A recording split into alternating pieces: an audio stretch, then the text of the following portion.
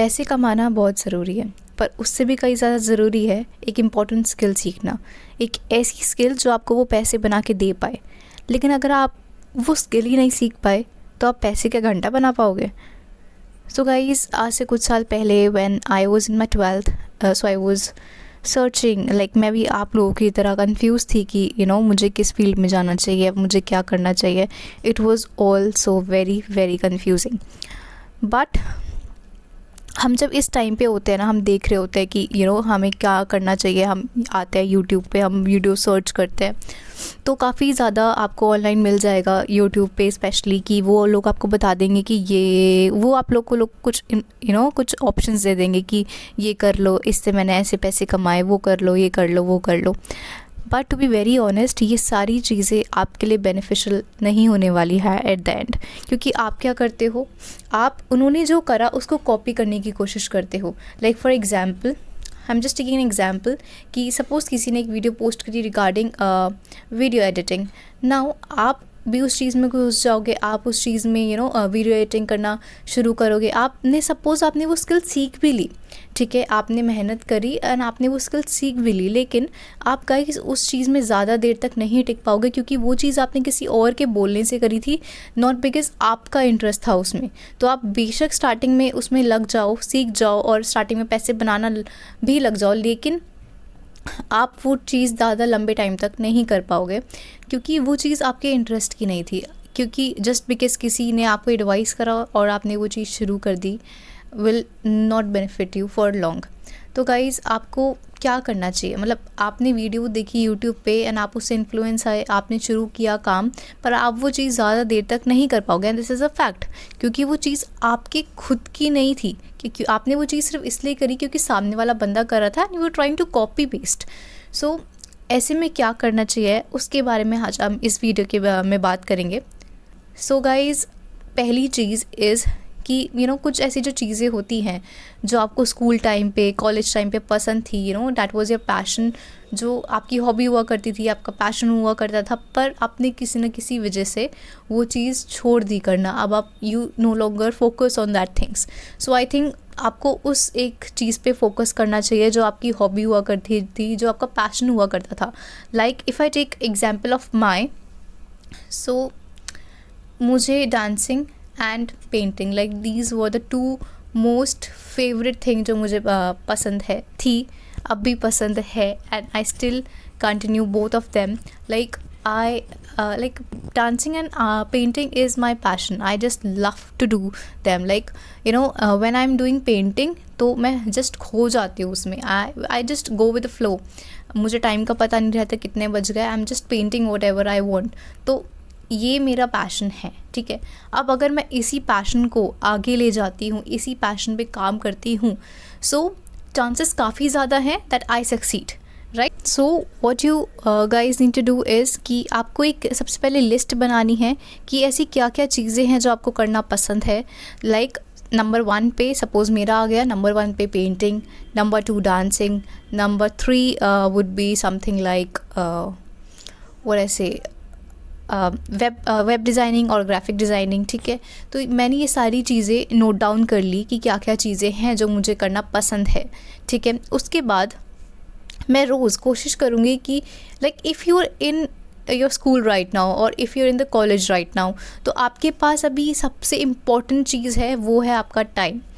School, अगर आप college में हैं, अगर आप स्कूल में हैं, आपके पास सबसे ज़्यादा वैल्यूबल चीज़ है, दैट इज़ योर टाइम। आपके पास बहुत सारा टाइम है अभी, तो आप अपने टाइम को अच्छे से इन्वेस्ट कर सकते हैं, ठीक है। So what you guys need to do is, आपको कोशिश करनी है कि आप रोज़ एक एक घंटा एक एक स्किल पर दें, ठीक है। रोज़ 1 घंटा आप अपनी एक स्किल पर दें।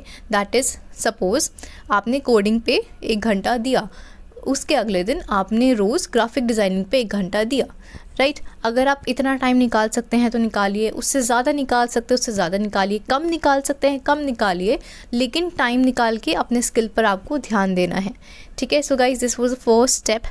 उसके बाद try to make your own portfolio. Portfolio सबसे ज़्यादा इंपॉर्टेंट होती है।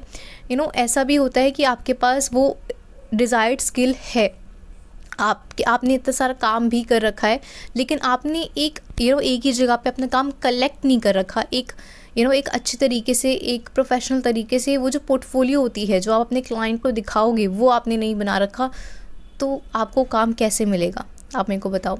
सो I think it is very much evident कि आप जो काम सीख रहे हो, जो आपका पैशन है, आपको उसका एक पोर्टफोलियो बनाना है, ठीक है, जिसमें आप अपना सारा का सारा काम शोकेस करोगे।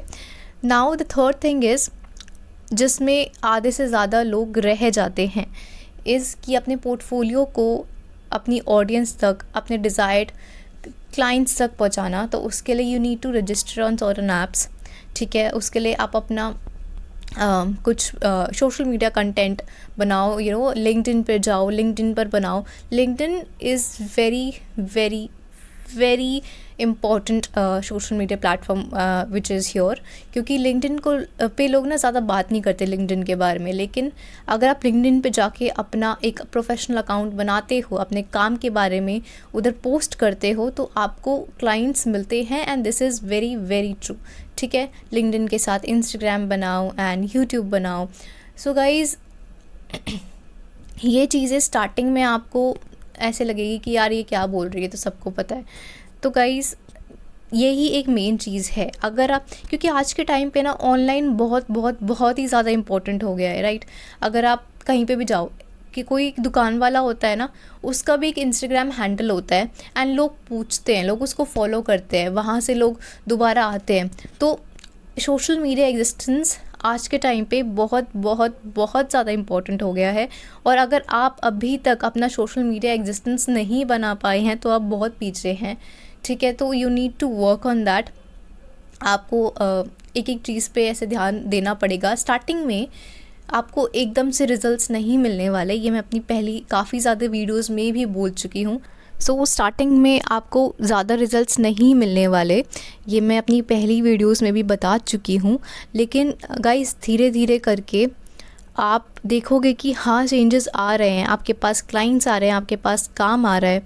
तो मैं ज़्यादा नहीं बोल रही, आप 1 साल दे के देखो। आपने बस 1 साल दे दिया, सो आई थिंक आप अगर यहाँ पर थे तो आप यहाँ से यहाँ पहुँच जाओगे, एंड ये मेरी गारंटी है। अगर आप कंसिस्टेंसी के साथ काम किया आपने तो मैं एक वीडियो बना चुकी हूँ on the power of consistency. अगर आपने नहीं देखी है तो आप जाके देखिएगा, लाइक इट। और मैंने उस वीडियो में ऐसा ही कुछ भी नहीं बोला है, मैंने एक रियल लाइफ एग्जाम्पल लिया है, उस रियल लाइफ एग्जाम्पल को मैंने एक्सप्लेन करा है।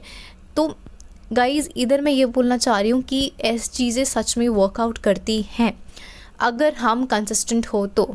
सो यहाँ पे जो मेरा नेक्स्ट पॉइंट है, डैट इज़ अगेन कंसिस्टेंसी। जो एक ही चीज़ है, हो सकता है आपके काम में इतना ही ज़्यादा पावर ना हो, आपकी स्किल इतनी ज़्यादा हाई ना हो, लेकिन अगर आप कंसिस्टेंट होते हैं तो आपको सफलता मिलनी ही मिलनी है।